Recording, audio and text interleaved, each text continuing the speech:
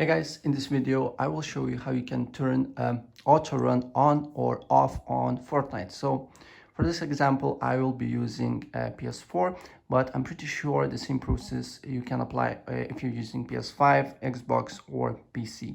So when you are on Fortnite, then you need to go on menu, and for me I need to press options button to do that. And once you end up on the menu, press the first option, settings, and then with R1, if you're using PS4, go to this gear icon and then press and select sprint by default. Make sure that is on, and once you do that, then you need to go on with R1 again on controller Autorun, controller options, and the first option is controller Autorun. So if you want to on, make sure that is on, and if you want to off, make sure that is off.